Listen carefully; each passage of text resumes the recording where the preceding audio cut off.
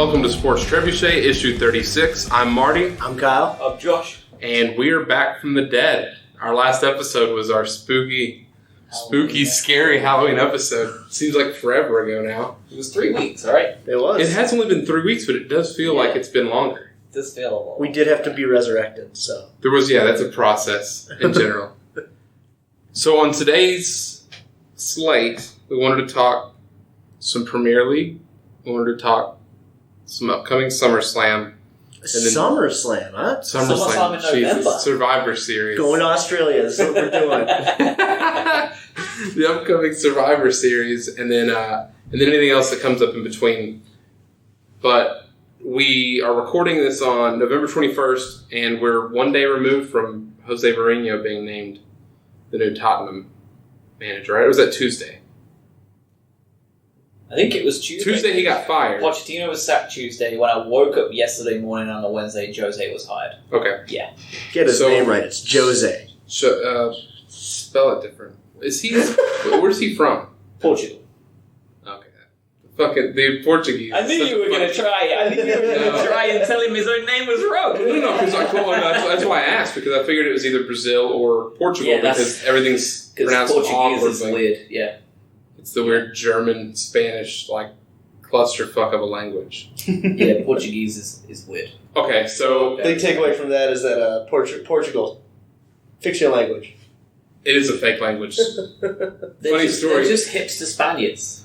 Funny story. I had when I played. I still play Rocket League, but when I moved to PC only, I was playing the Rocket League hockey.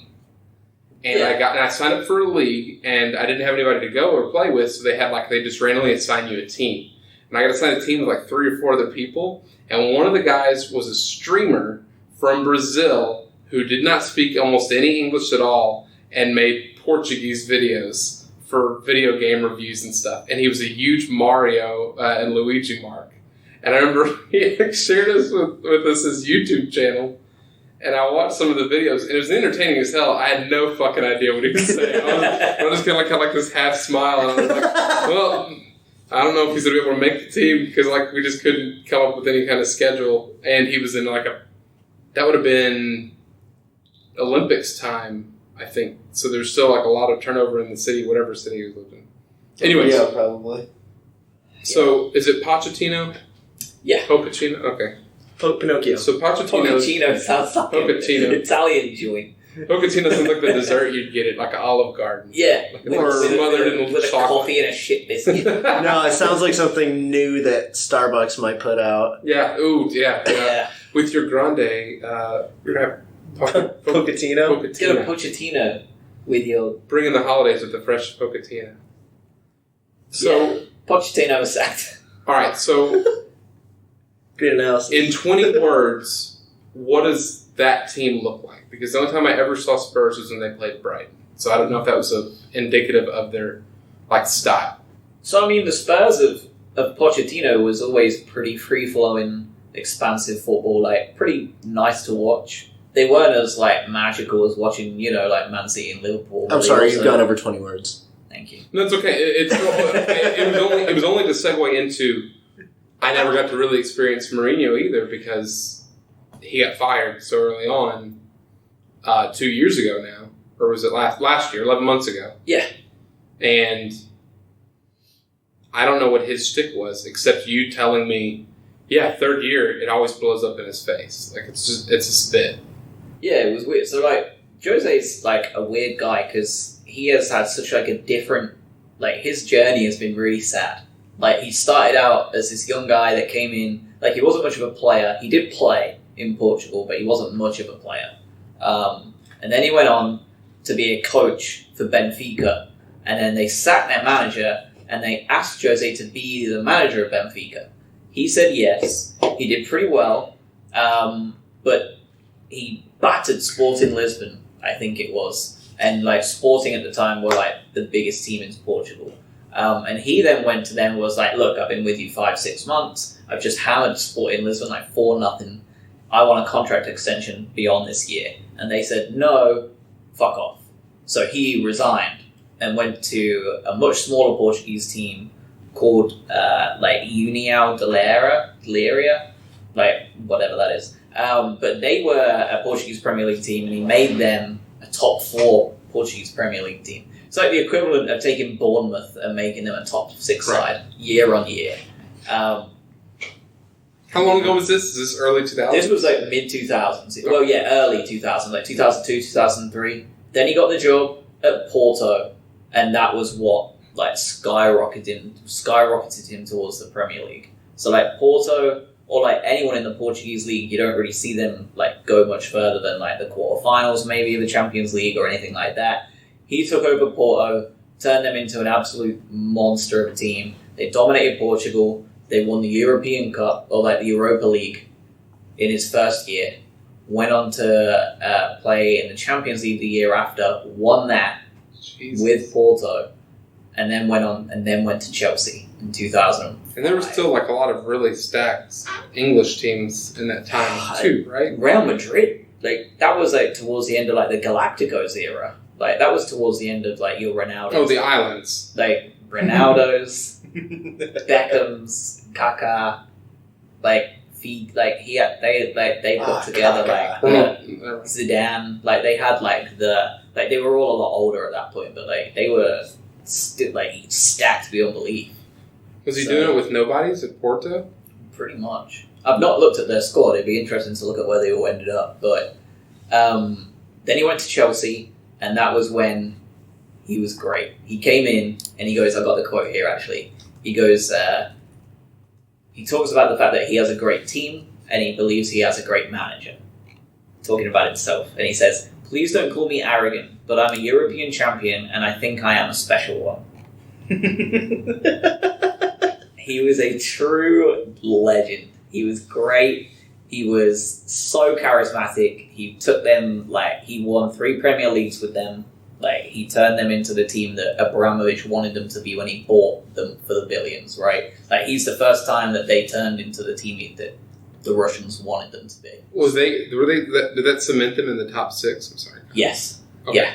Before that, they'd spent a lot of money for like a year or two, but they were like only there or thereabouts. Like, but Jose turned them into Premier League champions year after year after year.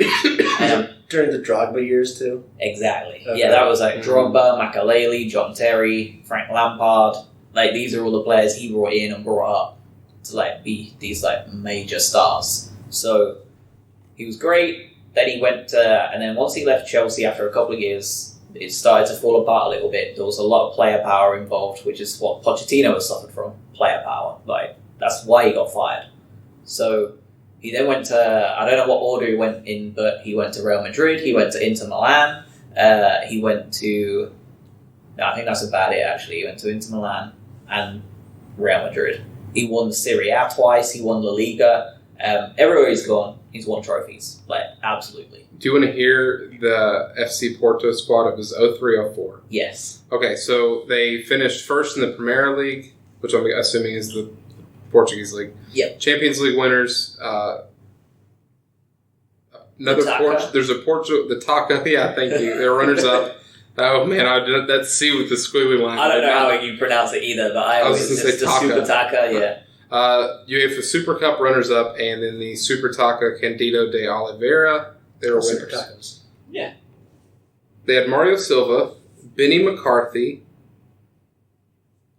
Bruno Moraes, Pedro Mendes. Benny McCarthy, who went on to play for Blackburn Rovers. That's Benny McCarthy was their leading goal scorer that year with 20 goals. That's all you need to know about the kind of players. Nuno was Blackburn up in the Premier League though? Yes. At that point? Bruno Valle, Ricardo Carvalho, Ricardo Costa. Ricardo Carvalho?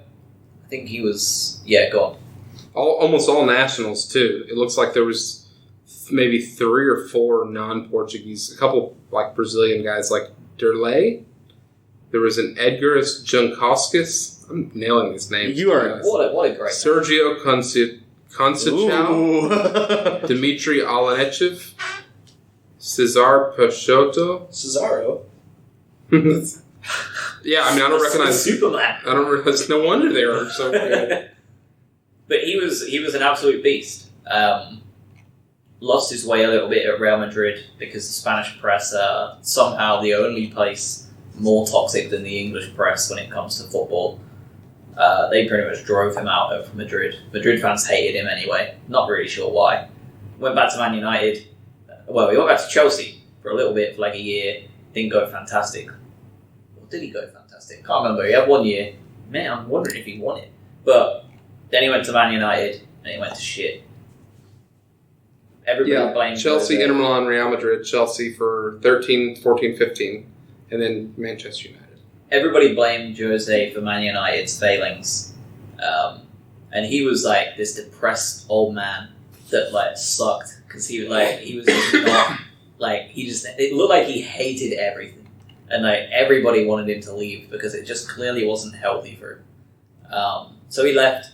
He took 11 months out before coming back. From all accounts, I guess he's looked very much like his old self as opposed to the one that left 11 months ago. He looked a lot happier, a lot chiller. So hopefully that'll work out. And the fact is, Manchester United, they are a much bigger problem than anyone can fix on a management level. They are far further up in their organisation. They're a problem. That wasn't Mourinho's fault. It's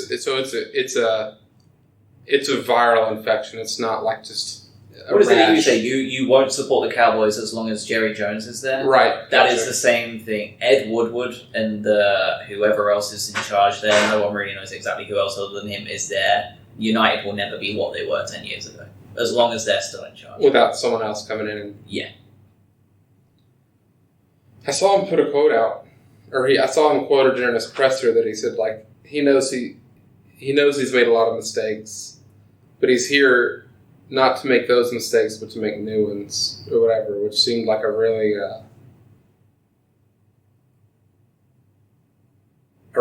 introspective look on yourself, on the face. Like it's a pretty humble thing to say, of just like, cool, I know I'm going to fuck up. I fucked up before, and I plan on fucking up again, but also still being like, I'm going to do my thing. Like, I guess it's going to be new and different fuck-ups for you. Yeah, and it's going to be a different style of play for them, for sure, because he has always prided himself on defending first. Like, if you're tight at the back, you win games kind of thing. Like, if you don't concede, odds are you win. Right. And he's played that kind of football since forever. And it's going to be interesting to see what he does at Spurs, because that's been one of Spurs' biggest problems since I can ever remember. Like, they've always been a bit weak or a bit flimsy at the back. And there's a lot of players that don't suit Mourinho's style whatsoever in that defensive area. I was going to suggest, who do you think stock on that team goes up the highest with him, and who goes the lowest? He always wanted to sign Eric Dyer, even though I don't like Eric Dyer. He always wanted to sign him for Man United, for Chelsea. Everyone couldn't get him. No, he's got him. So he's got a chance. He's got a big chance of resurrecting his career. Sergei Aurier, whatever the hell his name is, right back, his stock sinks beyond belief, because Jose is a fan of, like, defend first, attack second, don't make mistakes. I'd rather you not be able to attack at all and be sound at the back as opposed to being able to do both. And Aurier is the absolute perfect thing to be the opposite. Like, he is so bad at the back. Like, he is just done. He will be gone by January, I think. Despite Jose saying he is not going to buy anyone in January, he's a liar. He's at least going to buy one, because he's got to get rid of Aurier, because he's so out of his depth in that team.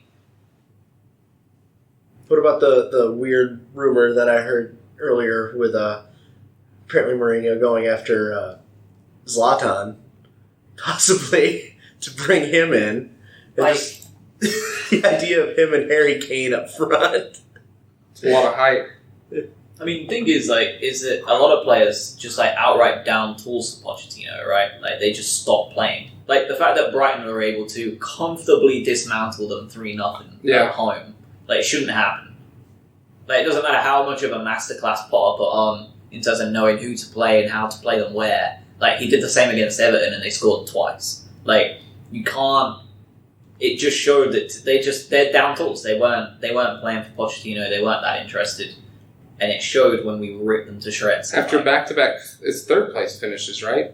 Didn't they finish third 2 years in a row? And a trip to the Champions League finals. They're in the Champions League. The team that we dismantled 3-0 a month ago is very much similar to the team that was in the Champions League final in the summer. That goes to show how little they... You said in our preview show, too, though, that you thought Spurs had a lot to lose by being involved in the European Cups, didn't you? Because they don't have the depth.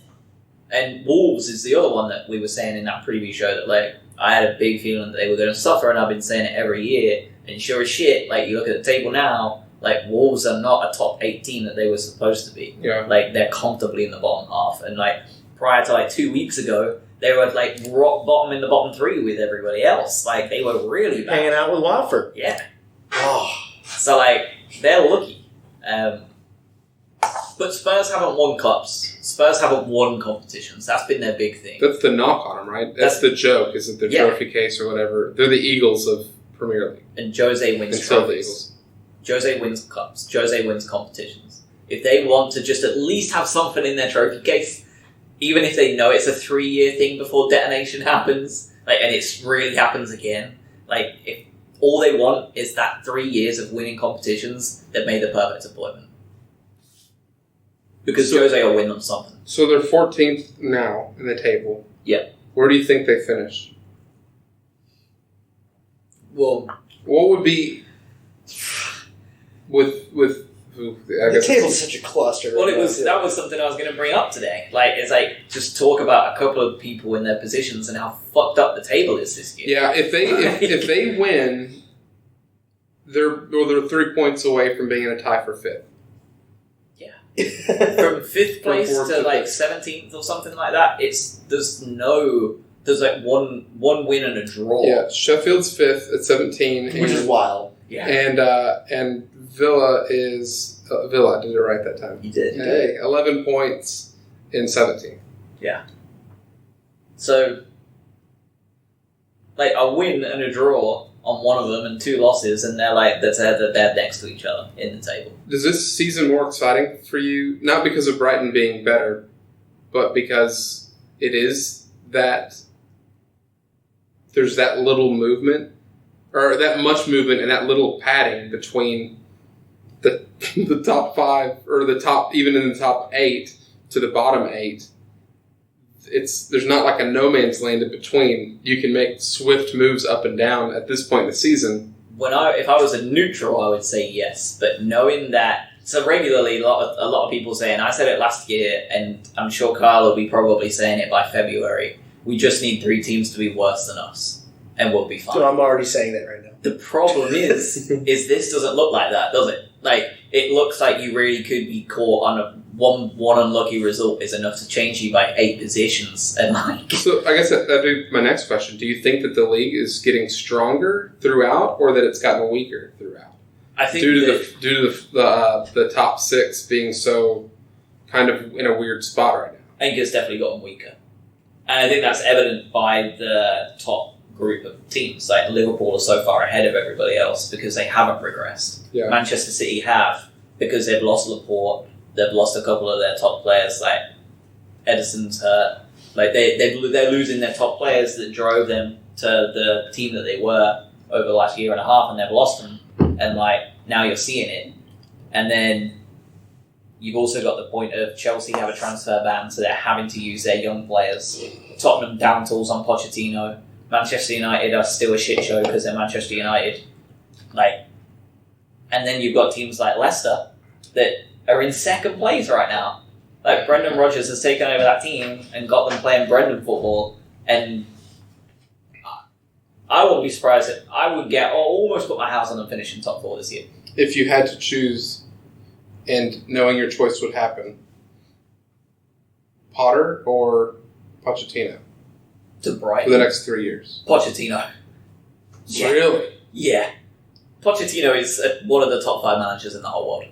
What they did sacking Pochettino is just beyond me.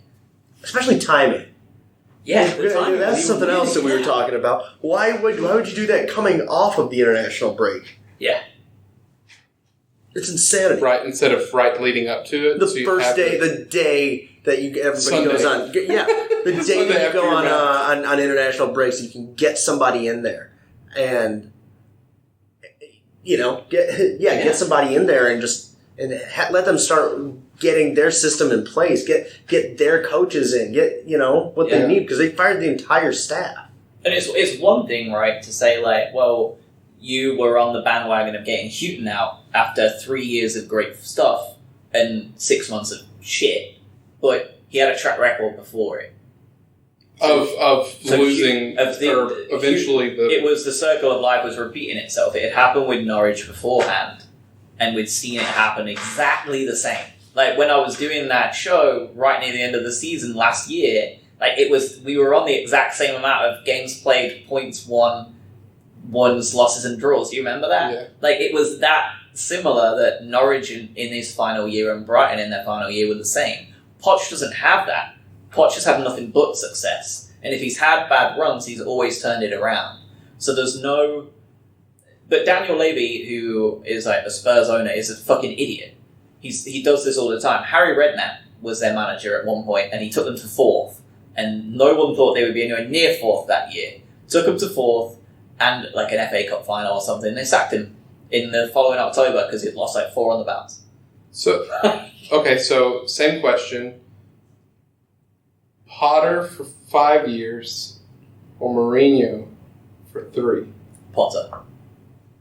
We ain't in a place where we can afford the fallout from Mourinho. Okay, that's after what the I was looking year. for.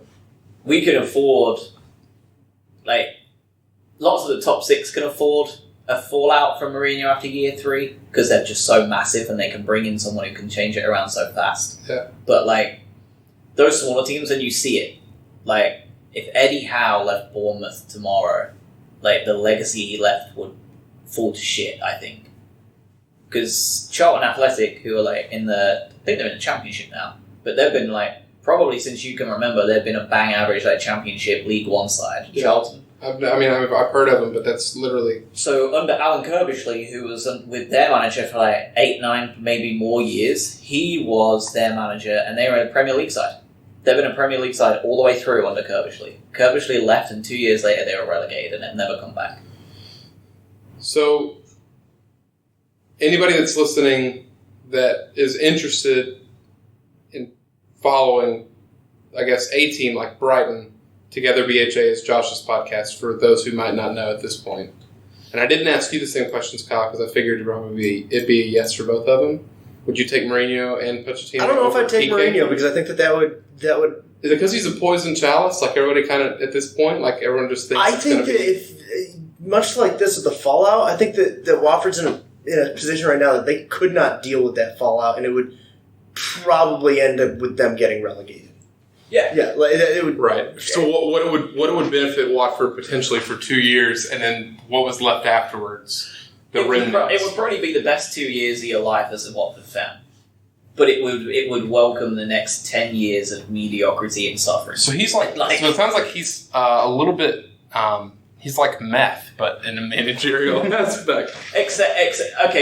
Except teams like Brighton and Watford end up homeless, and teams like Manchester United and Chelsea can go to an expert rehab over the summer and be fixed next year. Gotcha. Okay, so it's the difference between an LA meth head and like Hollywood meth head. Hollywood meth head versus like a Lincoln, like Hickory, North Carolina meth head. Yes, I would love Pochettino, especially with his. With youth, with what he does with that kind of talent, and with the guys that are going to be coming in, like Joao Pedro. I mean, he's been cleared to come over now in January, and Cucho to have him in Pochettino's hands. Yeah, let him develop. At that point, I don't think that Kike is the answer right now, and I would not be surprised if we have a third manager by the start of the year. But we did finally get our first win. That's fun. You're 18th. That win moved us up to 18th. And what are we sitting at? 8 points? 8 points. Southampton's at 19 with 8 points. And Norwich is at 7 points in last. And you're 3 points out of 17. Exactly. Who's 17? Newcastle? Villa. So, I mean, that's been the one saving grace because of this giant big middle that's happening in the table right now is that Watford, even though they did not win a game until November, they're not so buried. They're not out of it because they're only 3 points behind 17. Yeah, you have a good Christmas and you're sat in 11th and thinking, oh, what a rough start that was. Yeah, and that maybe Kike saved at that point. Yes. But Kike's done some weird shit. like looking at the formations, clearly he's going in for defense first. They've been much better defensively under Kike than they were under Gracia. But the scoring drive has really taken a toll. And it also hasn't helped that we haven't had a real striker all year. Dini's been out. Your last results in the league, you scored 2, 1, none, 1, none, none, none, 2. That was Arsenal. Well, when did Kiki come in? After or before Man City? Was it just after? I think it was just... No, it was just before. It might have been just before. I think it was his first game. Wasn't it? Against Man City? I think so, yeah. It was, yeah. Brutal. But it was one of those, it's one of those things that, it's just weird looking at a formation where, you got your 5 defenders in the back, but then up front you don't have a striker. You're putting Deulofeu and Pereira up there, or Deulofeu and Hughes. The fact that Sarr hasn't really seen the pitch, and you spent $32 million on him over the summer? That's crazy. He was trying to fit into one system, and now he's trying to fit into another system. Yeah, and I don't know if this system is good for him. They keep moving the goalposts on him. Yeah. Poor guy. Well, I mean, he's not even on the bench, though. They don't even have him as an active player. There may have been some injury, kind of working back, trying to get his legs underneath him after the AFCON, and then any kind of international play, because he's still playing for Nigeria. But Nigeria won the AFCON, didn't they? They were in the finals. Okay, that's right. I remember them in the late. But I'd like to see him get out there at some point, just to see what he looks like against Premier League talent. Just to see if he looks lost or not. See if it was a good investment or not. But it might be one of those things that we don't see him until next year. So I have a question for you. Go for it. Because I had it on the list anyway. So say Christmas comes and goes, we're sat here on New Year, and you're not much better off. You're still in amongst the big relegation fight. How do you make Watford better in the January window? Say you got 2 players you can sign, realistic players that you can sign. What positions are you wanting to fill? Or are you wanting Kike to fill to be able to give you that best opportunity to stay on? Obviously, if people get injured, shit happens. But on paper, you can sign 2. Who are you looking to get in? I think number 1, I'd like to get a reliable striker, and I think that's something that everybody has wanted for a while. But I would say, would you take Villa from MLS? David Villa? No, Carlos Villa. Oh, Villa, yeah. Villa. Is he playing striker now? Yeah, he was weird. scoring a ton. He was always a winger in Europe. That's why I asked. Every time I always see him, he might still be a winger in MLS, but the way MLS runs, he's always in the bot. He's... I can't even think of somebody that would be available at that point, because a reliable striker is... I mean, they're like gold dust, right? Yeah. We've watched, they bought, Villa bought Wesley, hoping he would be the reliable striker. He's been okay for 20 million. We brought in Andre Gray for 18 a couple of years ago, Yep. and he's been... Bang average. Villa scored... Low average, really. Villa scored 36 goals in 33 games. Jesus. Joe Linton, Newcastle, 40 million. Bust. Sebastian Haller, West Ham, 40 plus million. Bang average. Brighton, Neil Mopai. Probably one of the best of the group in terms of sheer goal scoring, and he's not tore up trees. Yeah. So, getting a reliable goal scorer is so hard. Timo Pukki. Yeah. Everybody thought he was the fucking bees and E's for the first 2 games. He hasn't scored ever since. Yeah, It's hard. I don't know where to look for that. Why am I blanking on the dude's name? Defoe, maybe. Jermaine Defoe? Yeah. God, he's old as hell as well. Don't old care. as the hills. Don't care. You know. Is he even playing still? I think so. What Oh, about yeah, he trying- does. He plays for Rangers in the Scottish Premier League. But maybe bring in somebody like that like a really short term fix, something. Just someone who knows where the net is. Yeah, just somebody up front and get Deeney back at that point, so you could possibly pair them together, and then you gotta look somewhere on the back line. Dawson's been better. Cabasele's been actually pretty good. I might say something about look at right back again because Kiko Femenia is nowhere to be seen at this point because he's playing like an idiot. So they've been going with Janmat and he's fine. But Yeah, he's a bottom six right back. yeah, he's maybe a new right back. Foster's been playing really well. They put together some clean sheets. I mean, they've been adopting that defensive football mentality, and it's probably something they needed to do after being a fucking sieve for the first month and a half of the year. So I don't know. I think this is a slog it out. Just get to 17 year. Vela led the league in goals and assists and shots taken. He completely dominated at LAFC. Well, there's also, MLS and going over to Premier League.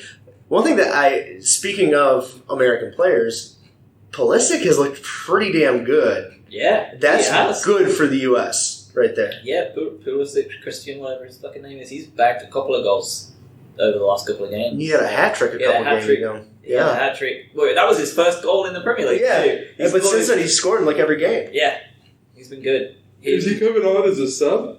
Or is He used to be. He started. He's starting now. Nice. Started at Chelsea, so. Him, Mason Mount, and someone else are a front three behind Tammy Abraham.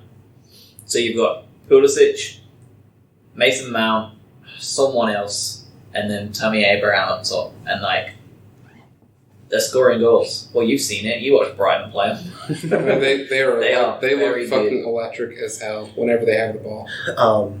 And kind of on an international, little run, I did watch a little bit of the U.S. in the new CONCACAF Nations Cup that they're doing.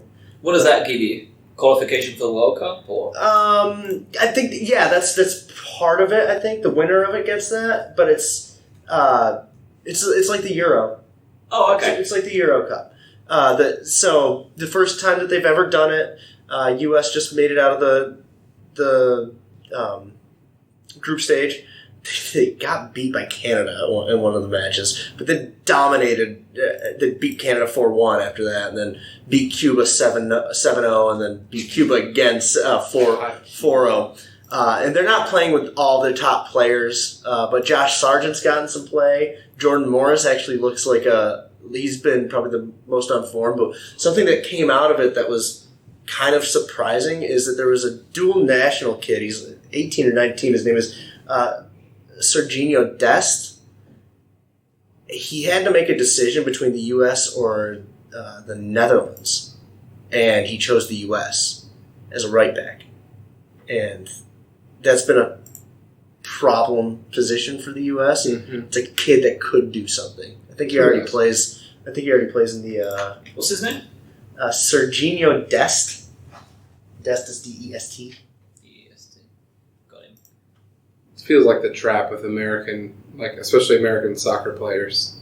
If you look at it like a Norway team, all the names look Norwegian. Mm-hmm. But when you look at an American team, it's just who fucking... It's a hodgepodge. Because it's just everything, right? It's just okay, cool. You got a little bit of Latin America. You got some Dutch. You got some... Back in the day, they used to have Onyewu. Yeah. He plays for Ajax. Yes, that's right. Yeah, he plays for Ajax, yeah. He's an Ajax youth product, too, all the way through. Yeah, and I think he's actually getting play right now for their top team. Yeah, he has made 10 appearances so far this year. So I think that's a pretty nice get for the U.S. That How old is he? 19, 18? Jesus. He is 19. His international future is so funny. He was born in the Netherlands to a Dutch mother and a Surinamese American father. And he chose to represent the US. Obviously, Suriname is never going to be in the conversation, so he had to pick between the Dutch or the US. But that cracks me But up. Suriname is a Dutch colony, aren't they? Dunno. I think they are in South America. I mean, it just cracks me Yeah, up. That, very like, well might be. Yeah, how crazy though that like he's like, which continent do I want to rep? South America, North America, or Europe. Yeah. So I thought that was pretty cool seeing that come through. So now since he's got a cap for the U.S., now he's a U.S. player. Do you want Josh to do some of those questions? And Kai, you can pull up some of the not SummerSlam but Survivor Series. Yeah, let me pull up some SummerSlam stuff. From last year too. Let's predict SummerSlam of 2020. Yeah. Also, big shout out to Finland in big football news this week. Finland have qualified for their first ever major tournament this week.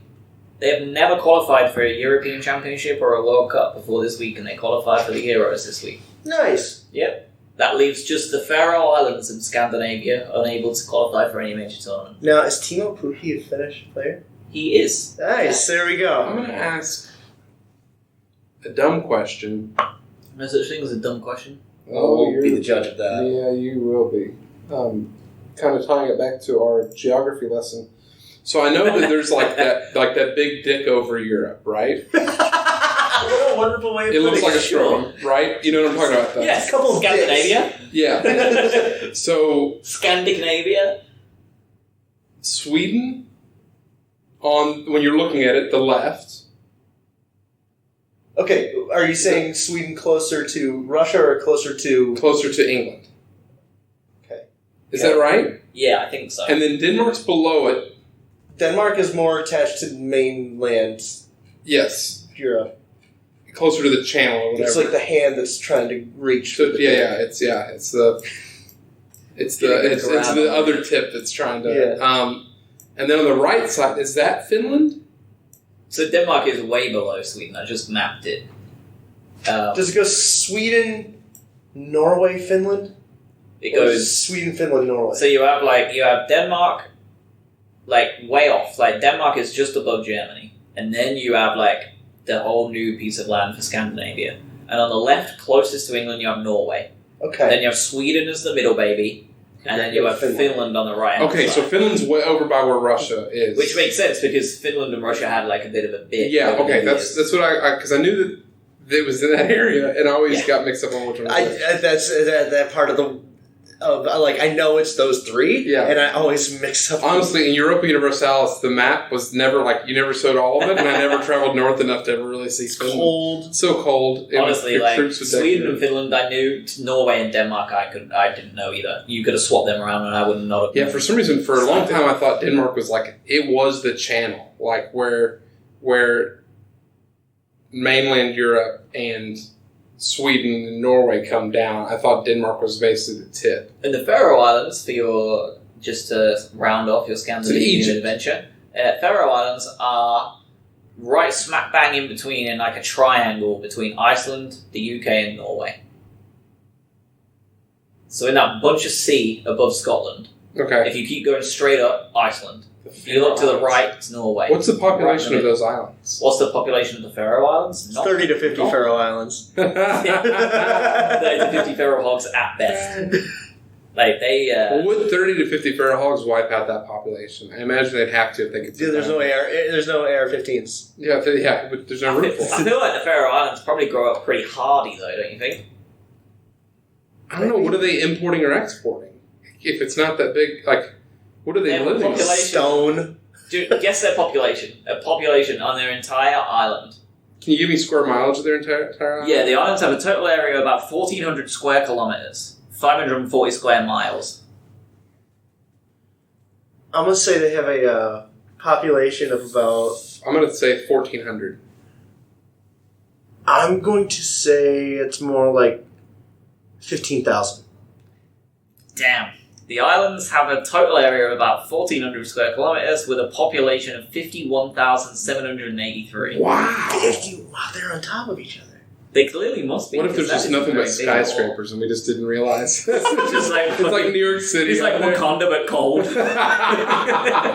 Wakolden. Yeah. I tried to make it happen. It didn't work. It didn't roll off the tongue. They have domestic breeds of the Faroe pony, the Faroe cow, the Faroe sheep, the Faroese duck, and the Faroese goose. Ooh. So where do those geese fly during winter? South. Are they ever home?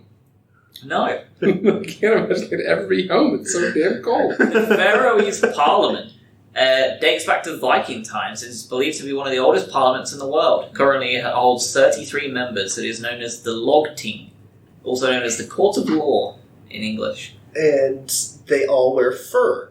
I hope so. This conversation is the first time I've ever heard of those islands in my life. The Faroe Islands? I've never heard of the Faroe Islands in my life. That's funny. I've definitely, I only heard of them from football, though.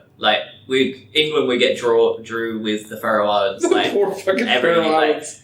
Mate, you want to know what their soccer record is? It's not fantastic. Can't imagine. It's too cold to go out and practice, man. Yeah, seriously. There's not enough it's the room. ice bowl every time they play. They've got too many people. They're playing on a shortened field because there's not enough room. It's like our half basketball court at work, but it's a half soccer pitch because there's not enough land. Yeah. They've got a house of 50,000. They just must be. That's all they do there is fuck. That must be it. And play futsal. What's the top industry? Can you look up that? Is it Faro? Like I'm thinking PHARO. No, it's FAROE. Yeah, what he said. Islands main export.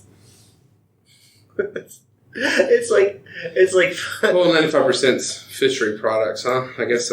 Shocker. Yeah, I didn't. Fish and fish products are 94% of their industry. So if anything's going to ruin their economy, it's going to be global warming where all the fucking fish die and they have no exports left. So in qualification, European Championship and World Cup record, this does not include in friendlies, right? Obviously discount friendlies. There's nothing friendly about that. They have played 70 World Cup qualifiers and 74 European Championship qualifiers. So what, 144 games? Yeah. In an official capacity outside of friends. They have won 13 of them. Jesus. Who are they playing? Moldova? I would love to know where the 13 wins came from.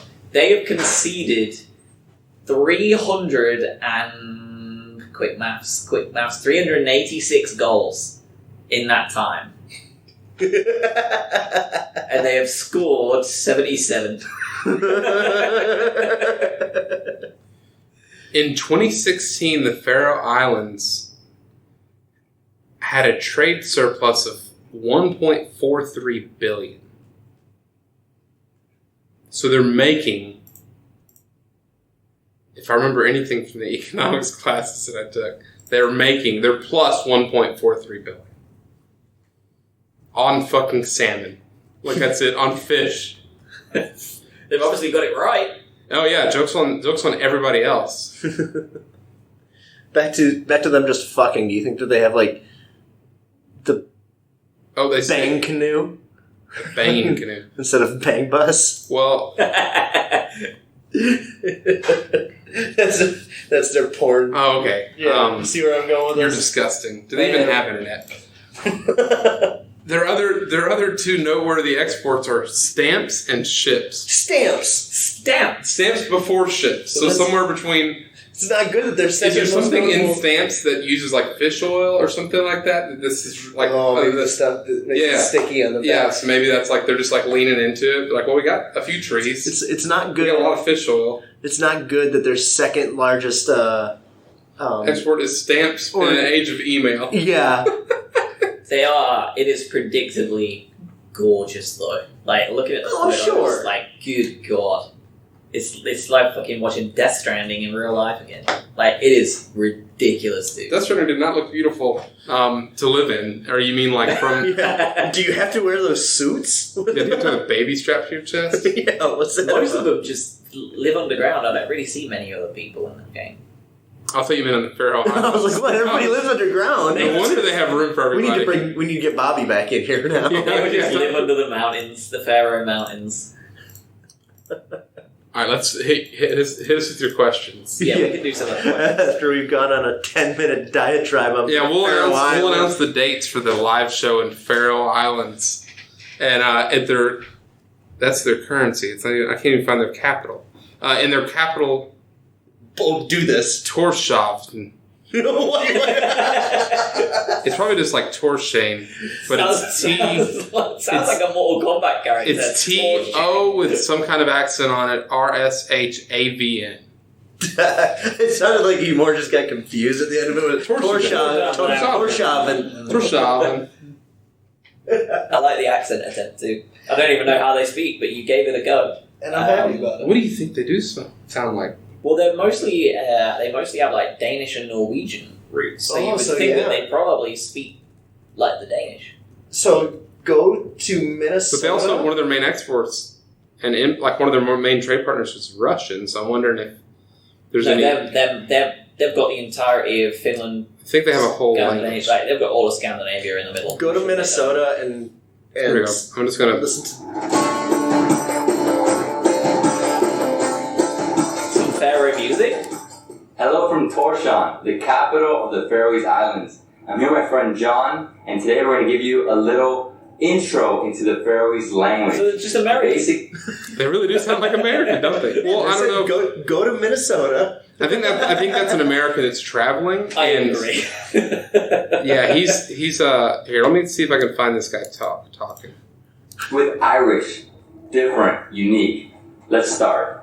Okay, John, you ready? Yeah, absolutely. Alphabet Faroe style is A, B, C, D, E, F, G, H, I, J, K, L, M, N, L, O, P, L, S, T. Hey, farewell. Tack for det. So they're speaking English. That was farewell. It was like how to say goodbye, and he says farewell. Like it's not a different language. Do you know what? I feel like I was listening to Skyrim. So the official language of the Faroe Islands is Faroese. That's what he was just saying. Yeah. So they don't have goodbye as a word. They just say farewell. It is descended from Old Norse. Faroese is similar in grammar to Icelandic, and Old Norse, but closer in pronunciation to Norwegian, which makes sense, right? Because when I was telling you about Iceland, is they only have like 57,000 registered words in Icelandic, and anything that doesn't have a word, they just make one. They just adopt an English one, or a German one, or a Dutch one, Okay, or yeah, a that Danish makes sense. one. So like, if you don't have the word bellend in Icelandic, they're like bellend. or like the way that you'll have when they're doing the announcing teams for WWE pay-per-views. They're just like the Arabic team is just like Survivor Series. Yeah. Seth Rollins. In like full American accents. They all do a JR impression as they... I had no idea that their main language is Faroese. I just assumed it was Danish, but fuck me. Think their favorite grain is farro?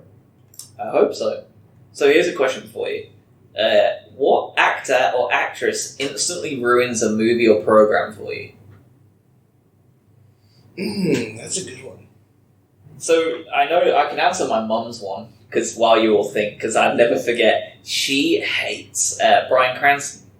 Really? She will not. The Breaking Bad guy? Yes. I don't know what it is about him, but she cannot watch Breaking Bad. Like, she watched the first, 2 or 3 episodes, and she thought, I can see why it's fun, and I can see why people like it if it goes the way it's, looking, but I hate this guy so much I can't watch But it. she also is like an, vigilant... that's not the right word. She hates New Mexicans, right? You said you came out of the womb. Your mother hates New Mexico. Yeah. She's like, I'm cool with the other 49, but those New Mexicans can go fuck off. I hate Albuquerque. Julie Roberts for me. Julia Roberts. And it's probably not her fault. It's probably a fault of the movies she was in, and that my mom was obsessed with them. So those were always on. It was if we watched a movie, a movie that was 2 years old and put on TNT or something. It was a Julia Roberts film. I was just like, meh. I get my energy gets pretty low whenever I see Robert Pattinson come on the screen. Oh, that's a good one too, to be fair. I like the Harry Potter series, but him being in the fourth one and he's kind of a major character. Like every time he's on, I was like, he's going to be the Batman, right? yeah. Yeah, I'm curious. I've never actually seen him act in anything. Like I've never actually seen a movie with him in it. I think it So I has kind a of lot have to fresh do. eyes. Well, it might have a lot to do with the fact that our friend Aubrey raved about Twilight. Aubrey was a Twilight He was like, nerd? dude, you should check this out. And I tried it twice, and I couldn't get through half the movie. Aubrey, yeah, I remember you specifically texting me about how they twinkle in the sunlight or something. Yeah. And I was like, well, that sounds remember awful. my sister was obsessed with it too, and I remember my mum specifically because it was like the last one was like 3 hours or something, like the last one of And those. there's apparently a movies. great fight scene in it, but I can't care enough to but do Lord of the it. Rings had a great fight scene. Those movies were boring as fuck. See, that's what we're gonna My differ. mum she pre-planned her trip to go with Ash because Ash wasn't old enough to go on her own. She was still like 13, 14, and she wanted to go to a cinema that mum would drive her to as opposed to like going on her own. And she didn't want to go on her own because it was like a midnight thing. So like mum was like, "There's no way you're going to a movie theater at midnight with a mate." Like at 13, Right. No. So mum planned it that she brought in a hot water bowl underneath her like her coat, and she brought in a pillow in her bag, and she also brought in like food. So she would eat the food and then fell asleep and was asleep until 4 o'clock in the morning. Slept through the entire movie in one of those seats, like the movie theater seats that are like super comfy. Fell asleep. Ash woke her up. She drove her home. She didn't watch a single minute of this movie. I dragged my dad out to a movie that I was really excited for. We went to the theater to go watch it, and he fell asleep almost immediately. And it was Dude, Where's My Car? What a movie, though! I like how you were just like stupid. Oh, I thought it was going to be so funny, man. Like I was set on it. I don't remember. The only thing I remember about that entire movie was at the end when randomly this lady grows to like a Godzilla-sized lady and is walking the over. alien lady. Yeah, and walks over some guys, and the guys look up her skirt. It's like the only thing I remember about the movie. I don't remember that, but I don't remember that. And then That was my favorite thing. That's the one I remember too. that was excellent. It was out in 2000. And I didn't watch it until it came out on like TV. I dragged about 2000 to watch it in theaters. I watched it when it got to TV, so I must have been like 13, like 2003, and I still thought it was No wonder y'all think we're fucking idiots over here. That was like There's a top comedy right there. yeah. I still thought it was funny as shit when I watched it. I was That's like, why this you've is- adopted I don't think I've ever fucking stuff. rewatched it. We'll do it I've for the not watched show. it since, but Do we have to? Yes. We'll do a full I bet you it review. doesn't age well. it was like American Pie. American Pie. I mean, the end then Oh. doesn't even American Pie. American Pie, wasn't like top notch. American Pie tricked me into thinking that's what American high school was like, and I thought we were being well shortchanged until I realized what it was really like, and it fucking weren't American. You mean just Pie. like just hots everywhere in high Yes. school? Just everybody just Elizabeth was it Elizabeth Dallas. Banks? Is that the name of the? No, it's Elizabeth Banks. Who was the Which main one? girl that was topless in the first one? Oh, The foreign exchange blonde student. girl who went into like the blonde girl who became like Shannon Mad Addict Elizabeth. and stuff. Shannon Elizabeth. Is it Shannon Elizabeth? The foreign exchange student. Yes. Yeah, I don't know what I real name Shannon is. Elizabeth. She was. Nadia. Wasn't She might have. Yeah. Yeah, she might have been the first time that like I started thinking about stuff like in that aspect because I was like that show. I didn't really have any interest in anything. I was very, I guess, asexual about stuff, and then I started. I was like, cool, something awoke in me. Like she's super fucking hot. When did American Pie come out? 90. How was it? 90s? 99? American Pie came out in 1999. Yeah. I didn't watch that until a bit later on. American either, Pie. 'cause I We're still actually. into what month did it come out in '99? Had to have been a summer movie, right? You've got to imagine. Yeah, July 9th. Like, I would have been shocked if I'd said anything outside of the first, like, Yeah. middle. Yeah, you would have thought like something somewhere between like May to yeah. I remember I didn't watch that or American Pie 2 until about, and I love American Pie 2. It was great. I didn't watch those until like 2001 or 2. It might have been 2 or 3 for me when I first saw it. And I remember I ordered them on DirecTV. And I recorded them onto tapes, so I didn't have to and so I would have him. Jerk material. It's not long enough. American Pie 2, the Lesbo scene, he defo did. I don't remember the Lesbo scene. You don't remember that scene? No. God fucking damn it. I'll never forget that scene as long as I live, because I was watching it downstairs, watching the show. I was like 13, and like my mum had watched a bit of American Pie 1 as she was like walking through, and she was like, "This is stupid, you're an idiot." Like, so I watched them back to back, and she walked in bang in the middle of that scene, and like the cringe factor was just unbelievable. That's unfortunate. She just looked at me and was like, "Really?" and walked off. And you can't chase after her because then you're giving away the whole bit. What's going on? Oh God, too, when Jason Biggs is out on the roof and he tried to use he was trying to use lube, but instead he went with glue. It was glue, and he got himself stuck to himself. Y'all remember that movie way better than I do. So for me, to answer the question I asked in the first place, I duel up with Kyle in Kristen Stewart is the one who will turn off a movie for me. Just her face, her facial expression thing that she does with like that slightly open mouth is just enough for me to just be like, I either need to punch you in it or leave. She drives me insane.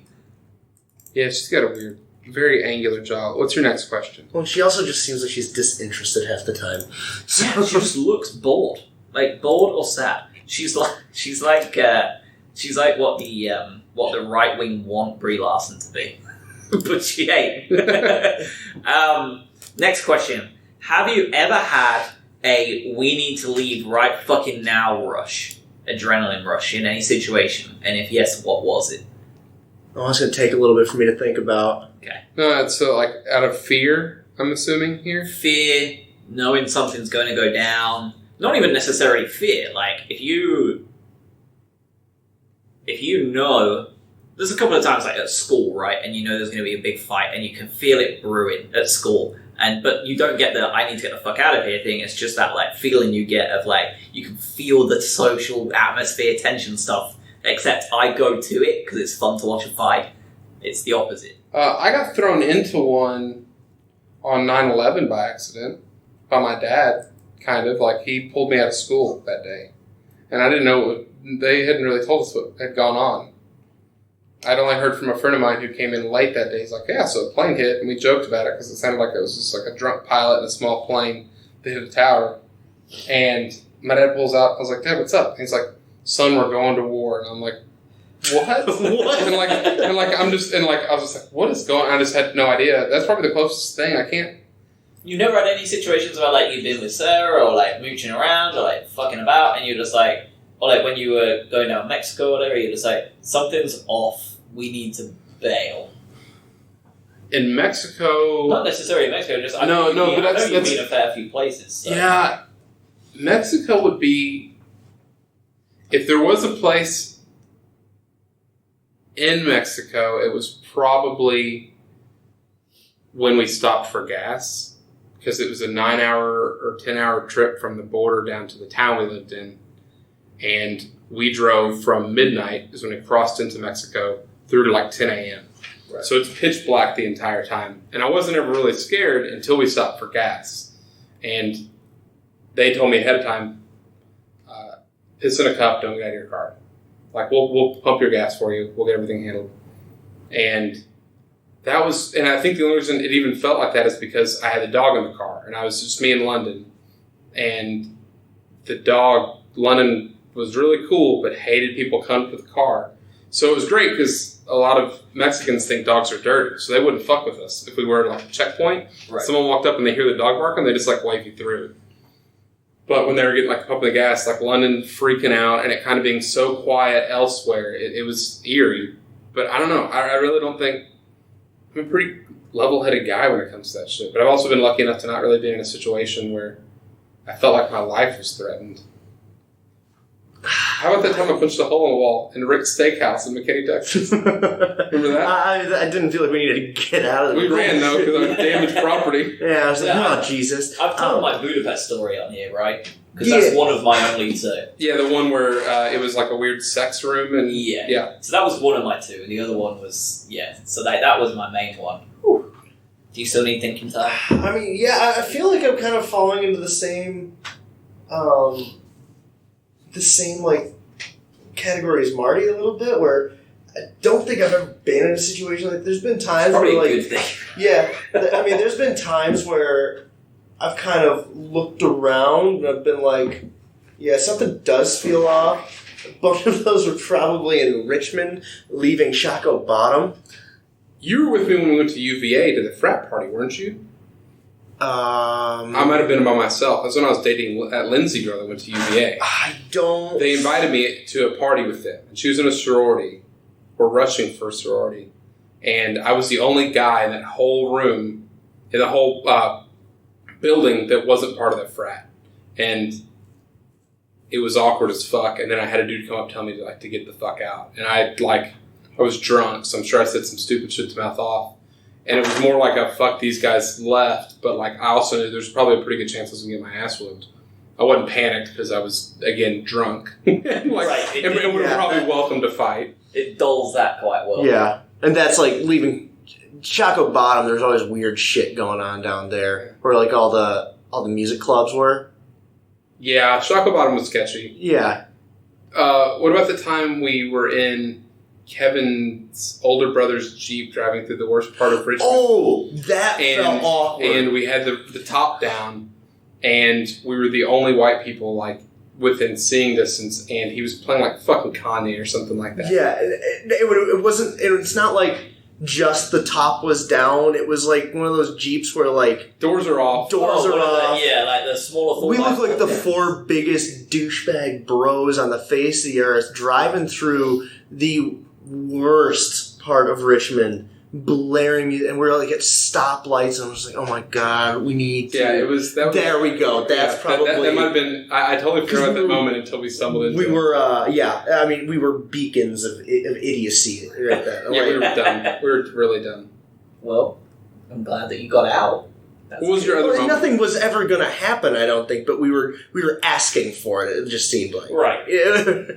Yeah, we had that's just as dangerous. Yeah. When you feel like you're asking for it is scary.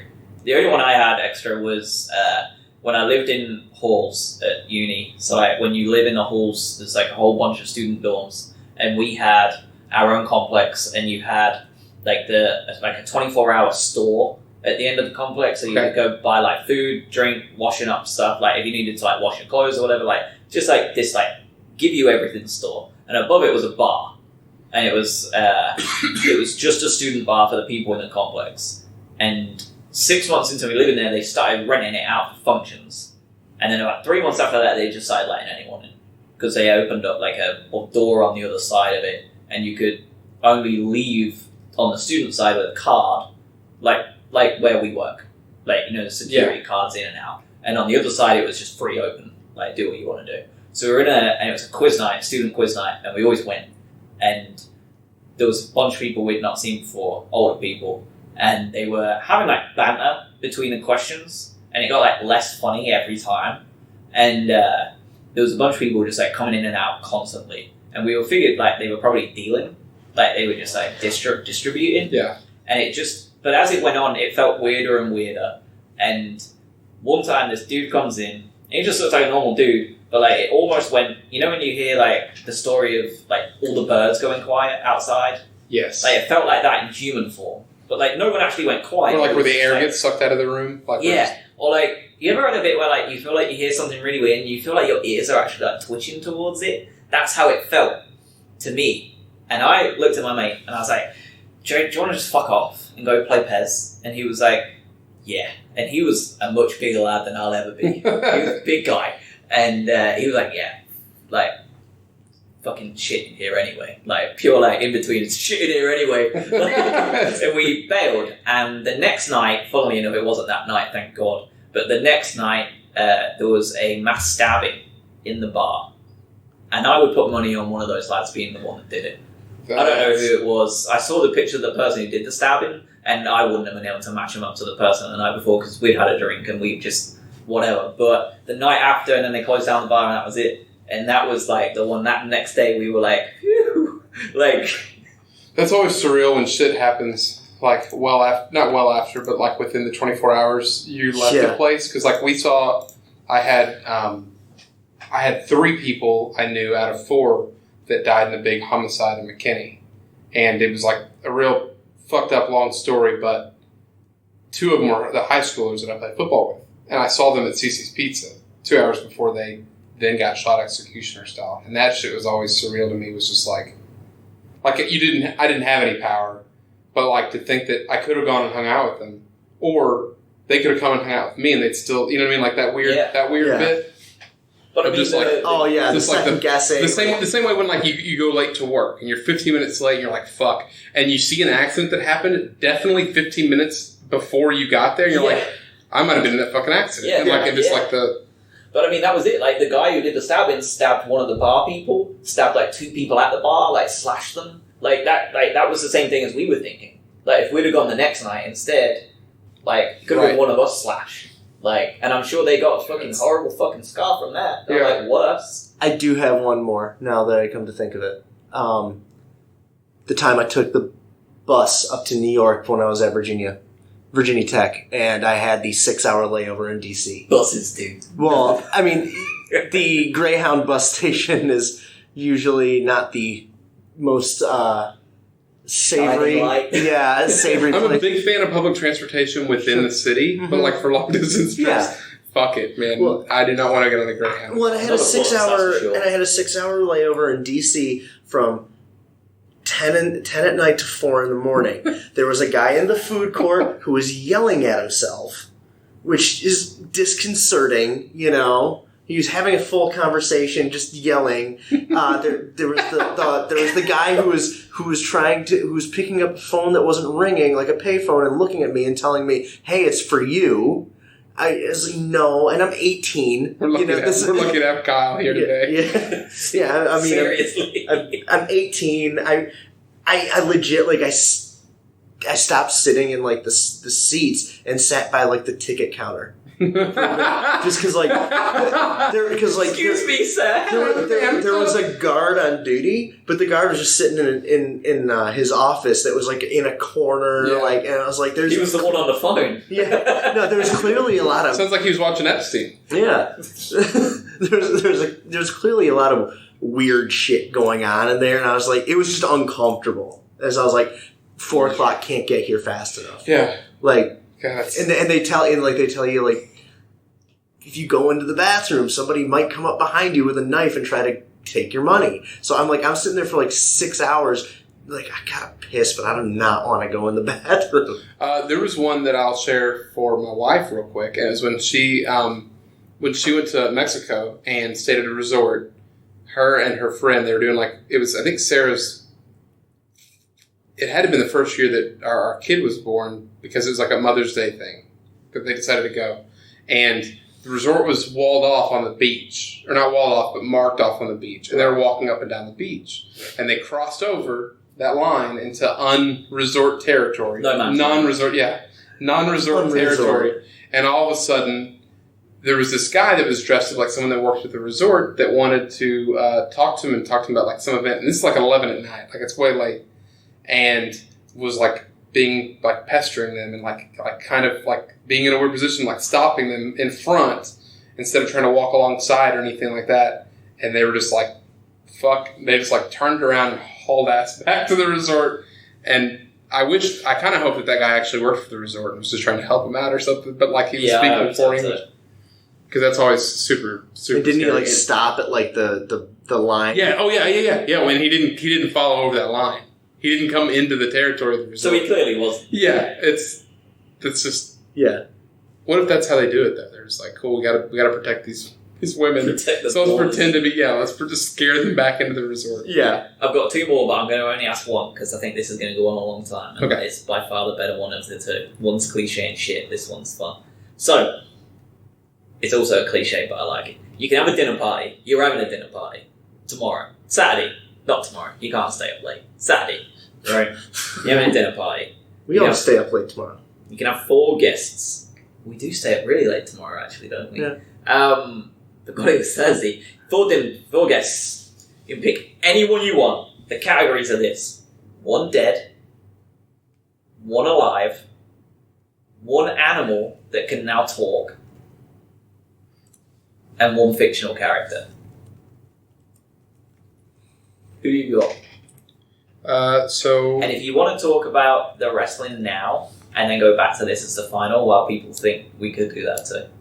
I might just freestyle it here. So we have one alive, one fictional character, and one animal that can now talk. Yes. Does it have to be a specific animal? Like, could it be my dog, or does it need to be your like dog. okay? It could be your dog. It doesn't need to be like the monkey that Michael Jackson had, or something like that. Yeah. Or Coco. It could be Coco. The gorilla. With his sign language. Yeah, you could have Harambe on there if you want. Dead alive. This is a dinner party, so I'm only going to be able to talk to him for like an hour or so. I don't know. Yeah. That's a bit of a short dinner party, isn't it?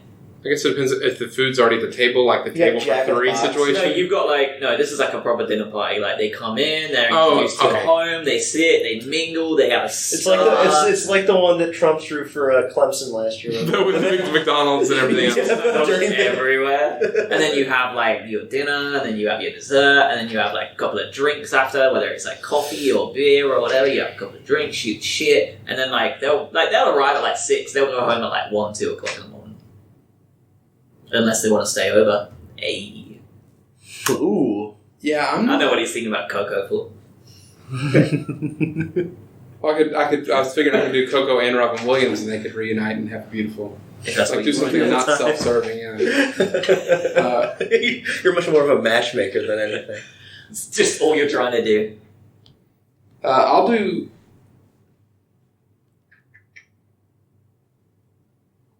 Animal's the only one I get hung up on.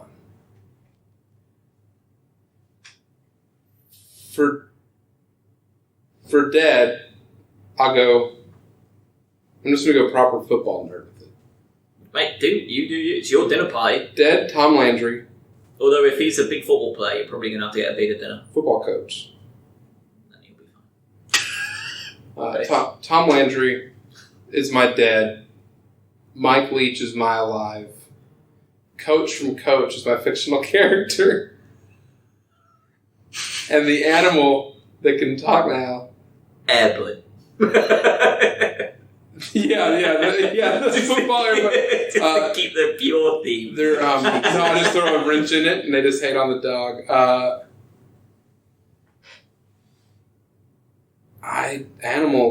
Harambe, just for kicks. The bounce. Yeah. No, I feel like he was pretty dull though prior to the execution. I mean, he's not going to bring much to any animal that can start talking is not going to bring anything to anything. So, like, that's where you're wrong. Let him just. Yeah. You want to get your ass whipped by a talking dog? Feel free. I'll tell you right now. My animal is going to be my talking dog. I want Fitz to be there. And I want to hear what that clown has to say. You can also.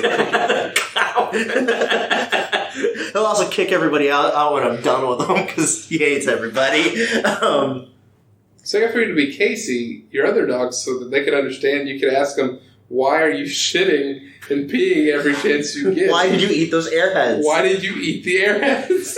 Casey. You know, yeah, I'm going to switch it up. So I'm going to switch that up. I'm going to bring Casey because I got some questions I need to ask. I need answers stat. Dead. This is going to be a hodgepodge. Give me Alexander the Great. I like that. Yeah, I want to know how he did it. Just I want to pick his brain a little bit. God, I hate that phrase. That should be. If we ever do a show of things that need to go in like the box 101 of like just disappears forever. That phrase is it. Pick your brain. After he asks a cliche question, he's upset about another cliche. Mate, I introduced fictional animal, talking animal. Like, what more can you want? Wish you hadn't. I wish I had. I'm glad I had. Don't need to wish, it's a reality. No take-backs. No backsies. Alive? Damn, this is tough. I like to change my dead to Chris Benoit. I want Chris Benoit back. You got some questions you need to answer? I have some questions too. And the animals would be the dogs in the enclosed pool area. You can only have one. They could finally apologize, whichever one's still alive. Are any of them still alive? It was a long time ago. 12 years ago. Yeah. Alive would be Chavo Guerrero. Dead would be Chris Benoit. They could figure it out.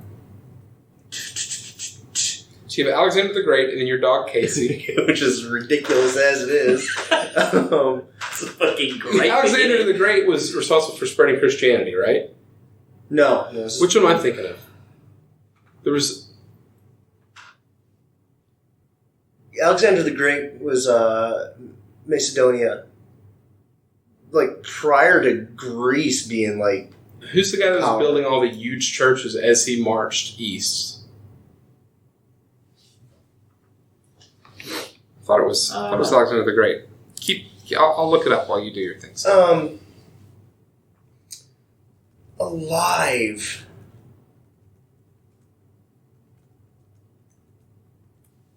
So many to choose Give me Chris Pratt, 'cause I think he'd be just a clown. I think that would be fun. No, let's switch that up. Ryan Reynolds. That's yeah. Yeah, give me Ryan Reynolds. He's funny. He could also talk to me about Blake Lively. So, Bang average, mate. yeah, 4 to 5. Then, fictional character. Give me. Oh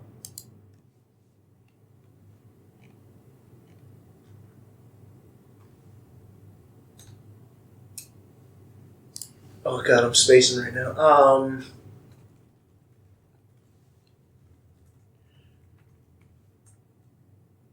have to think about fictional character for a second. No, you're good. Okay. So my animal would be the Laika, the dog that went to space. Okay. Could you imagine the banter from that dog? Okay. Like, it's done more cool shit than we'll ever do. And it's a dog. I think it'd be hilarious. I don't think it's a choice, though. And imagine if it came back and said it was flat. Would you believe it, though? It's a dog. Exactly. It could just be bantering. Or it could just be stupid. Or it could be real. Yeah. You're right. You never know. You just never know. Keep on going. My real life alive person would be Quentin Tarantino, because I think he's a fucking nutcase. And just the beginning of those two being in a room together as a talking dog that went to space and Quentin Tarantino would be brilliant, for one. I know who my fictional character is. Do it. It's gonna be Lord Buckethead. No, but he's a real person. He's real, but not really. It's somebody that dresses up. I want actual Lord Buckethead. Assuming Lord Buckethead exists, you want him. I want him. I want his manifesto. I want him and Alexander the Great to get together, and me and Ryan Reynolds sit there and just pick it apart, see what's going on, and then Casey just answering my question. I've got questions. You have a list for her. Okay. Maybe Lord Buckethead can indoctrinate Casey. Teach her how to pee in a bucket. So stupid. That is so fucking stupid. It really is. My dead. I was thinking of one, and then I went to the opposite, actually. I was thinking of Julius Caesar. I thought, nah, I'll have Cleopatra instead. Ah, okay. Because she was on the other side of it, and I find Egypt more interesting anyway. Fair enough. So I think it'd be good balance. Plus, Quentin Tarantino, a talking dog that went to space, and Cleopatra is a... You think Tarantino just teaches Cleopatra the N-word as soon as he meets her, or what? before or after he looks at her toes. Yeah. Fictional character is what has me hung up too. Like, I can't decide. Yeah, There's so it's many difficult ones because I there's so like. many TV characters, right? You could do like There's video game personal characters too. Yeah, so you have like cartoons, you have real act, and like you could do. Who's the 24? What was the guy's name? Jack Bauer. Jack Bauer, if you wanted to, right? See, I was really hung up. I was thinking possibly Garrus from Mass Effect. Because Yeah. he was my boy in those games. He's in a lot of stuff. Yeah. I like the, what was the name? The Krogan lad. Which The one? second one. Oh, Grunt? Yeah. he was banner. Yeah. I wouldn't have had him at a dinner because then I wouldn't be able to afford all the stuff I need to buy. But Rex may have been better though for Banner. maybe it was Rex that I'm thinking about actually. He was in the first one, then he took over like the clan. Popping the Yeah. Mass Effect marks right now. I think my fictional character would be. Not someone from South Park? I would guess someone from South Park. God, could you imagine having fucking Cartman? No, because he's too much of a cunt. He'd annoy even me. I think I would have. The cunt ratio on that would be so high with him and Cartman. Yeah. I think I want to say. Dude, Randy, then the N-word is prevalent between Tarantino and him, right? I want to say Solid Snake from Metal Gear. But I think I'm going to go, and this is super niche, I'm going to go with Revolver Ocelot, who was also a character in Metal Gear. Because he went to A guy named Revolver Ocelot? Hey, there's Yeah, a quarterback named Buckshot, so let's... He had more of a. But that's not his birth name. He had a story similar to well, not similar because he was a dick, but seen more shit like Garrus as opposed to the ones who'd only been one or two places. So he's who I'd pick. Kyle, do you want to knock out Survivor Series here? Yeah, let's talk, let's do a quick pick-em, because I know we're running a little long right now. Yeah. But let's go over War Games and Survivor Series this weekend. Let's do it. So, War Games, NXT. This is kind of weird, first of all, because you got NXT doing a show, and, it's like they're developmental, but now they're not because they're the third brand, because they're on TV. And then they're also all competing the next night. Yeah. They're going to die. Everybody's going to die. But That's the truest statement I've ever said. well, you're right. So there's only 4 announced matches right now for War Games, which, that's fine. The War Games matches themselves are going to be really long. Yeah. I mean, how many minutes is it between entrants? It's already, by default, going to be... And it's just going to be a spot fest, too. So we're going to start from the bottom workup. So we got a triple threat match to determine the number 1 contender for the NXT Championship at Survivor Series. It's Pete Dunne versus Killian Dane versus Damian Priest. What are we thinking? I think Damian Priest wins. Yeah? Yeah, I think he's still undefeated, right? Or did Pete Dunne get a pin on him? Dunne got a win on him, I'm pretty sure. Yeah, I think Priest is probably it. Yeah, done. They went 1-for-1. Okay. I remember the nut shot, and I can remember if that was the only time Pete Dunne came close. I'd say Damian Priest. I'm going with Dunne. He can go 2 nights, for sure. Priest can too, but I think you'll probably have Dunne pin Dane. Built-in story going forward where Yeah. Priest can be involved. I think you'll have Priest maybe even finish off Dane, with you'll have Dunne do something, finish it off, blah blah blah blah blah, and then you'll have Dunne do something sneaky to get the pin, and again cheat Priest, because that'll be the second time he's sneaked Priest. I'm also going to go Dunne, and I think it's more because is Damian Priest really looked at as a face? I don't think anyone knows what he is. No, I think Kind of he's... tweener, just whatever. Yeah, I think he's just like Aleister Black. He's just mystery. Yeah. He's David Blaine. Okay, he is. I'm going to go Pete Dunne because I think he's more traditionally cheered for. Of course, Adam Cole is also incredibly cheered for. So yeah. I think that Chicago, I think they're going to want Dunne Cole. I think that will get the best reaction. God, it really will too. Is that where the Rumble takeover is going to be? No, This is for the number 1 contender, right? Yeah, I thought you meant for the match as Dunne Cole would be the next takeover, though, right? No, It's they're the doing the following NXT night, Championship match on Survivor Series. Oh, okay. Yeah. I didn't know that. Yeah, so the Yeah. winner of... That's why we were saying Adam Cole's going to be fucked up. He's just done last night on a ladder. Okay, yeah, I thought y'all were saying he was going to be in Survivor Series because he's going to be part of a team. No, he's Survivor defending. He's against defending his whoever wins title. that That's unfortunate. after War Games on Saturday. Yeah. In fact, everybody in an Undisputed Era is going to be fighting again on the next night in matches that aren't team-related. Other than Yeah. But, Give me Dunne, then. I'm going to switch my answer to Dunne because if I would have known, I think they'd want Dunne in that spot in front of a real crowd or whatever. yeah, in front of a real hot Chicago crowd. I Yeah. think that's probably the best bet. You got Matt Riddle versus Finn Balor. I honestly think they give Balor the win.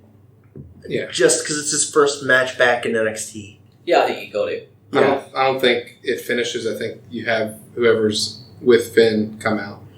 Yeah, that's the another introduction thing. to the actual now Balor Club. Yeah, That is also I think very that's possible. a very good. I think that it's a schmozzy finish with a beatdown at the end. Yeah. Next match we're going to go over is the women's War Games match. Only reason we're doing that is because we've already got everybody announced for it. Yes. That's the only one that we have everybody announced for any of these big like multi-team matches. So you got the Team Ripley, which is Rhea Ripley, Candice LeRae, Tegan Nox, and Mia Yim versus Shayna Baszler, Io Shirai, Bianca Belair, and Kaylee Ray. Do we think that it's still going to be Mia Yim with that ladder shot? Yeah, she was out. She was out on SmackDown. Well, 2 days later, fighting. Yeah. Yeah, I think that we actually see Dakota beat the piss out of Kaylee Ray because she's just beat her this week, or even petition late to Shayna to say like, you should let me in. I beat her this week, and Shayna says something like you've got to prove something or another, and then she beats the fuck out of her backstage, and I think you get Kai in that role. Really, Kai is a Heel. heel. Yeah. Going after her friend and Tegan Nox. Because you left me behind. Okay, yeah, I can see that. Not only did you leave me behind, but you sold out to work with Rhea, the woman who almost ruined your career. Yeah. That's built in. I know Yeah. I've thought too much about this. Probably. I'll take the face group though. The faces win. Okay. I'm gonna go with. I'm gonna say that Shayna wins. Shayna's team to keep her strong for the next night too. I agree. That's my thought, because I don't think she's going to stand much of a chance. But she doesn't have to eat the pin, right? She only has to have someone on her team eat the pin. Yeah, but just being associated with it, I wouldn't be surprised because I don't think she's gonna win the next night. I think that she gets the pin though. I think that Shayna is the one that wins the match at War Games. Gotcha. I don't know who she pins, but I think she wins the match at War Games. Wouldn't be The one that surprised if leads it's Mia. lose. Maybe Candice LeRae. Oh, LeRae as well, yeah. Worried for the Ray's health. Worried for worried Nox's just being- legs. I'm worried for Nox's legs. I'm worried for all of their health. They're going to Yeah. sell it too. You know they're God, gonna I heard an interview with Rhea Ripley this week on Corey Graves' podcast, and she's like, it was weird growing up because like the thing that like made her want to do it was like just like a brutal like weapons match that she saw, and she's like, that's what like really made her like want to become a wrestler. So she's like super, and she's like, and now I get to use weapons, and it's gonna be real fun.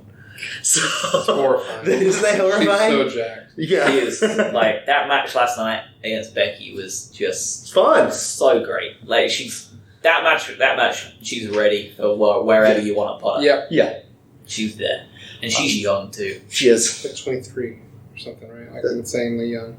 The women's depth on NXT alone is just insane right now. Yeah. And the last match that's announced is the men's War Games match. You got Undisputed Era, so Adam Cole, Bobby Fish, and Kyle O'Reilly and Roderick Strong versus Tommaso Ciampa, Keith Lee, Dominic Dijakovic, and to be announced. Who do we think that's going to be? Did Undisputed Era win last year in War Games? Yeah, they did. Did they? Yeah, They lost the year before then. Let me double check. Because they had 3 teams the first year. Yeah. And then they had... Because that was when it was Roddy and Authors of Pain versus the 3 Undisputed Era versus...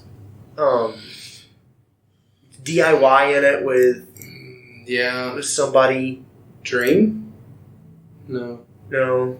Okay, so I'm going to put Undisputed Era as a loss then. You're saying I'm going to give Undisputed Era Team as a loss? Ciampa. Yep. I'm Because I think the surprise mystery partner is going to be Kevin Owens. really. 2018, which was last year's, was Pete Dunne, Ricochet, and the War Raiders defeated the Undisputed Era. Oh yeah, and Pete Dunne was like locked in his cage. Yeah. And he got out finally. Man, I might say they go with Undisputed Era for the win, and I think that the TBA is Velveteen Dream. Yeah, I thought I think Velveteen is so on the nose like you expect it to be. that's why I said someone else, just because I really think it's probably going to be Dream. I'd like for them to be less predictable if they can about it. But at the same time, he's still going to be so great. I'm fine with it. Yep. And they haven't announced the North American Championship match because he's hurt. Blah blah blah blah. Like, well, they're having a But I thought he triple was threat going match to- the night after. right. So, But I thought they were going to do that until they said all the Undisputed Era were going to be in there. Which is why I suppose they wrote it off. 2017, the Undisputed Era won. One. okay. They beat the Authors of Pain And Roddy. and Roddy. And then Sanity. Oh, Sanity was in it. Okay. I never watched that one. It's fun. Okay, Alexander Very Wolf fun. got busted open real bad. He had like the back of his head busted open and bled for days. Because I'm pretty sure the takeover Yeah. after that is the one where I started watching like avidly, like never missing anything. Because that was Andrade and Gargano. Because before that, I was like very in and out. I'd like YouTube a match that someone said you have to watch and stuff like that for like a while. Mm. Who do you think is going to get the win? And who do you think is going to be the TBA? Do you know what? I think it's going to be the face team. And I'll tell you why when we get to the next bit. Okay. Who's going to be TBA then? Dream. Dream? Yeah. Okay. All right, so moving on to Survivor Series the very next night. All right, so first thing that we've got, Adam Cole defending his title against whoever wins the triple threat. I think we all had Pete Dunne going. Still think Adam Cole gets the win. Yep. Stays in charge. Yeah. Yeah. I agree. Okay. Cole wins it. I wouldn't be surprised if that leads off the show because it will be super fun. Either that, I think it either leads or is like the match before the main event.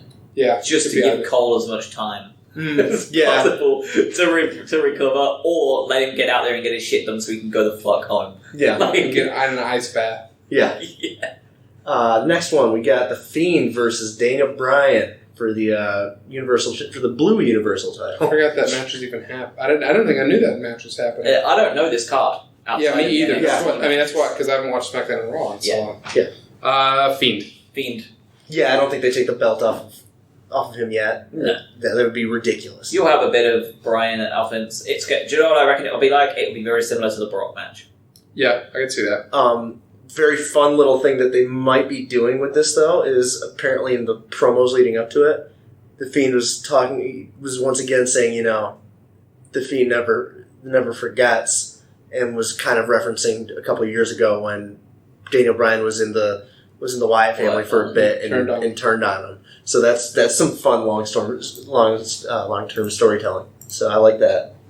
If it's actually what's going on. Yeah, true. Yeah. Next, we have a brand supremacy triple threat match. We have United States Champion AJ Styles versus Intercontinental Champion Shinsuke Nakamura versus North American Champion Roddy Strong. God, it's going to be a good match. I think AJ might get the win. Okay. As much as I would like Roddy to get the win, I think that AJ probably comes up with it. Give me Shinsuke. Okay. That works because I'm going Roddy. So there you go. We've all picked our sides. There you go. Let's see. We have a no-holds-barred WWE Championship match. Brock Lesnar versus Rey Mysterio. That's going to be a low-key, real fun match because Brock versus small dude is always good. Especially Ray. Yeah. Who he has the utmost respect for. I could see... No, Brock's keeping it. I think Brock wins. Yeah, I think Yeah, Brock wins, but it's going to be a fun match. Dominic turns on his father. God, I For always would putting him die for that. For always putting him in danger. Yep. Eddie Guerrero. Yeah, first Eddie, now Brock. Didn't know who his father was for a second. Weird twist. He comes out. He's now managing Samoa Joe because they look the same. Ridiculous.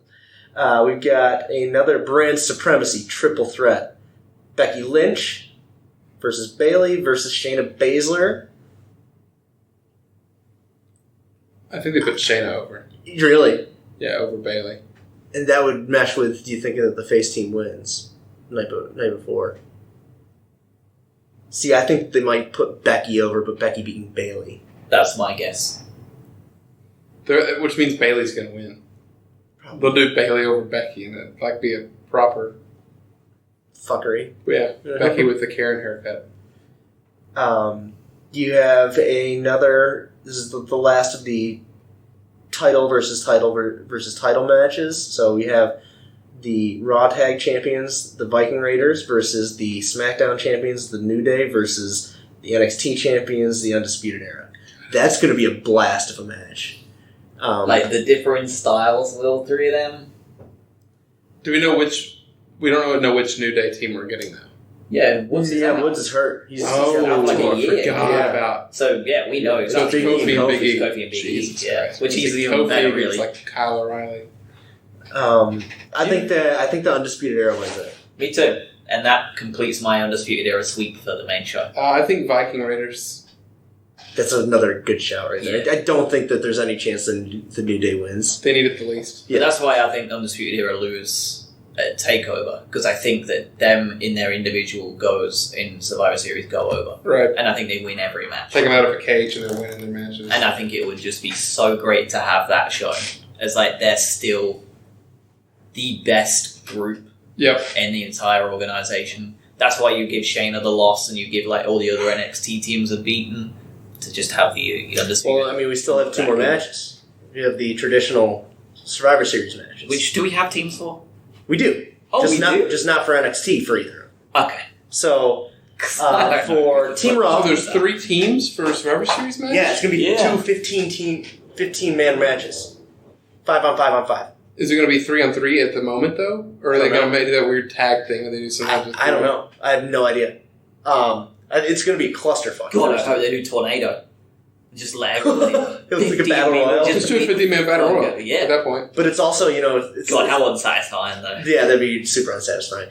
Because it's also, Miniature half rumbles. No, full rumble, and just put women and the men together. Just put them all in there. Well, and it's also one of those things that it's like, it's elimination, so... Yeah. you have to get through everybody. Yeah, you know what's going to be fun, though? It's going to be like the 3-way roundabout when everybody's hitting their finishers. And I watch people being pinned over and over, It's going to be super fun. So the women's match. Team Raw is Charlotte, Natalya, Asuka, Kairi Sane, and Sarah Logan versus SmackDown team of Sasha Banks, Carmella, Dana Brooke, Lacey Evans, and Nikki Cross versus an unannounced NXT team. You remember when Liv Morgan was going to come back real? Yeah. I do remember that. Give me Team SmackDown for the spoiler. Team SmackDown is the worst women's team I've seen. Lacey Evans is going to be the final person in. Well, I don't know who's going to even go for NXT. Also, retroactively, I'd like to add Lacey Evans into my top 5 that we talked about yesterday. I totally forgot about her until just now. All right. I'm going Team Raw. Team Raw is pretty stacked. SmackDown is just looks like it's meant to be jobbed out. Dana Brooke. You said it was Dana, Carmella, Lacey, Nikki Cross, who came off great last night, and Sasha. Even Sasha. It's just a good jobber these days. Who do you think they're going to put in the 5 for the women for NXT? Because they're all going to be dead after the night before. Well, you've got a bunch you can put in that aren't quite Dakota there. Kai. In that. If she doesn't show up for the match, you could do Dakota. You could have Aaliyah. You could have Marina Shafir or Jessamine Duke. Yeah. You could have both the UFC girls if you want. What's her face? Tanara Conti. Tainara, yeah. I don't think they do that, though. They're going to put some of these people from the night before in that team. I wouldn't be surprised if you see Rhea Maybe Ripley. do the winning team +1. Maybe that's when the face team wins, and they add in Dakota Kai. Or they do the face team. And then Dakota Kai turns on him. Maybe. I'm convinced there's a Kai turn coming. You're so on it. And then the men's teams. We got Team Raw, Seth Rollins, Drew McIntyre, Kevin Owens, Randy Orton, and Ricochet. Fucking strong team. Team SmackDown, Roman Reigns, Mustafa Ali, Braun Strowman, King Corbin, and Shorty G. That's a fucking strong team. I refuse to back that team because Shorty fucking G is on it. And then an You're not a fan of unannounced Chad Gable? Not a fan of I Shorty mean, I G? love Chad Gable. I do Shorty not G like coming out in the Shorty weird G. basketball uniform is ridiculous. I didn't know this was coming out in that uniform, Yeah. but it is apparently a gimmick that he loves. Does he? Like, it was his idea. Weird. Oh, yes. Well, I don't know. It says 5-on-5-on-5 triple threat elimination match, so it might be 3 people in the ring at all times. Question, is Io in a team? Yeah, She's in Shayna Baszler's team. Yeah, cool shit. Yeah. Never mind. And then we have an unannounced NXT team, which you could use any number of Riddle is probably going to be Riddle, there. Keith Lee. How long has Gargano out for? No chance of him surprising I us? don't think he's coming out. I think that he's got like a neck injury, and that's why he And I can see what's his face though, the time splitter that I forget his name every time. Swerve. No. Ooh, Swerve's actually not a bad call, but I mean the Leo Rush. the Japanese guy that is. Kushida. Yeah, Kushida. Kushida could be in there. Yeah. You know who else could show up?